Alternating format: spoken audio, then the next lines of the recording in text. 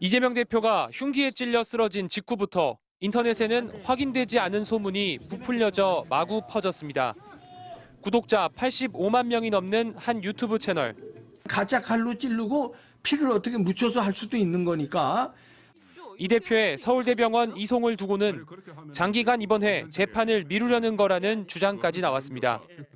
경찰 조사가 이제 막 시작됐는데도 누군가 살인을 사주했다, 극우 사조직이 개입된 일이라는 가짜 뉴스도 계속 확산됐습니다. 개인의 일탈 행동이라기보다는 커다란 어떤 음모가 있을 가능성도 있다. 그걸 부정할 수 없다. 그런 생각이 들고. 정치적 파장이 클 수밖에 없는 사건을 악용해 관심을 끌고 또 그것으로 돈을 버는 전형적인 음모론입니다. 민주당은 법적 대응을 예고했습니다. 사실상 허위사실 유포죄에 해당하고 가짜뉴스죠. 두 번째는 명백하게 이것은 2차 테러입니다. 국민의힘도 자제를 촉구했습니다. 자작극이라는 얘기가 돌고 있는데요. 절대로 그런 식으로 이 정략적으로 이용되는 해석이 이 사회에 퍼져서는 안 된다고 생각합니다. 한동훈 국민의힘 비대위원장은 쇼라고 외치는 일부 지지자를 직접 제지하기도 했습니다. 극단적인 발언으로 상대를 깎아내리고 내 편만 옳다고 해온 정치권이 음모론을 키운다는 자성의 목소리도 커지고 있습니다. 정치권에서 대화와 타협의 미덕은 사라졌고 대신 상대를 악마화하는 언어 폭력이 빈번해졌습니다.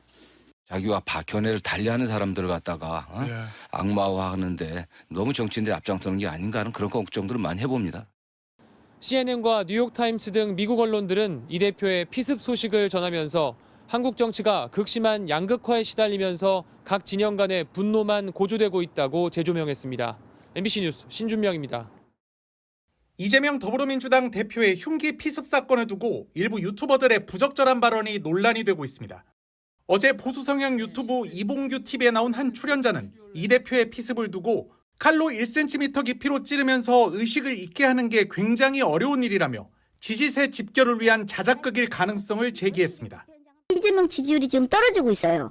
한동훈 비대위원장 지금 대통령 후보로서도 어떻게 치고 올라왔어요. 굉장히 압박인 거예요. 여기는 워낙에 자작나무 사건이 많아가지고 이게 설사 만약에 이게 진짜라손 치더라도 여론이 어때요? 얘는 이게 딱 터지는 순간 다들 이거 자작나무 아니야? 이날 방송에서 진행자는 이 대표를 찌른 피의자 A씨에 대해 칼이 2개 있었는데 오른손에 든 종이칼로 찔렀다.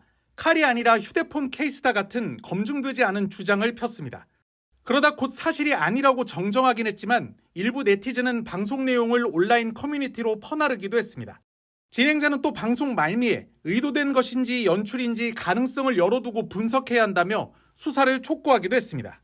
또 다른 유튜브 방송에서 기자 출신의 한 출연자는 다음 주부터 이 대표가 주 3회 재판을 받아야 하는데 재판에 악용될 소지가 있다며 이 대표가 자신을 장기간 치료시켜줄 병원으로 옮길 것이라는 주장을 내놨습니다. 어제 피습 당시 새해 인사차 대전을 방문한 한동훈 비상대책위원장이 관련 입장을 밝히는 자리에선 일부 지지자들이 쇼입니다라며 고성을 외쳐 한 위원장이 제지하기도 했습니다. 제가 아까 말씀드린 것처럼 야당의 대표가 백주대낮에 피습당하는 사건이 발생했습니다. 우리는 국민의힘을 탈당하고 개혁신당 창당을 선언한 이준석 전 국민의힘 대표는 굉장히 부끄러운 일이라며 극단적 발언만 통하는 정치가 문제라고 지적했습니다.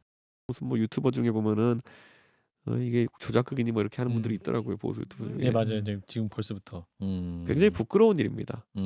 물론 이거는 진영을 바꿔서 진보 진영에서도 간헐적으로 일어나는 일이기 때문에 대상이 누구냐에 따라서 완전히 진영이 바뀌지 않지만 극단적인 그런 사람들 때문에 여론이 형성되고 이런 걸 막아야 되는 거거든요.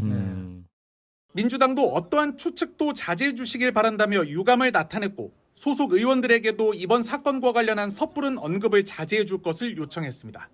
다만 최근 보복운전 혐의로 1심에서 유죄 판결을 받아 출마 부적격 판정을 받은 이경전 민주당 상근 부대변인은 자신의 SNS에 대통령이 카르텔, 이념 운운하며 국민 분열을 극대화하니 이런 일이 벌어지는 것 아니냐며 윤 대통령 책임론을 제기하기도 했습니다.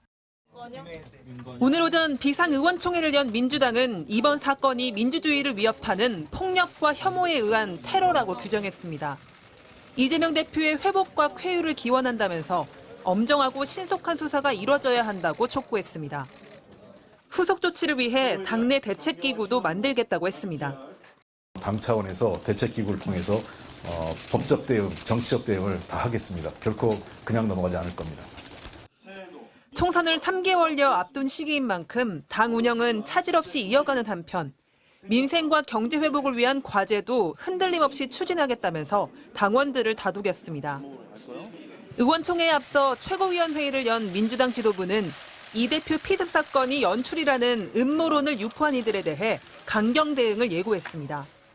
가짜 뉴스로 2차 가해 2차 테러를 가하는 자들도 흉악범 못지않게 발본색원해야 합니다. 법적 조치도 불사하겠습니다. 어제 2시간가량의 수술을 받고 중환자실로 옮겨진 이재명 대표는 의식을 회복한 것으로 전해졌습니다. 다만 아직 가족 외에는 면회가 불가능한 상태입니다. 오늘 오전 서울대병원을 방문한 김부겸 전 국무총리는 당 관계자들을 만나 위로를 전했습니다. 민주당을 비롯한 여야 지도부는 이 대표가 안정을 회복한 이후 병문안에 나설 것으로 보입니다. MBC 뉴스 조희원입니다.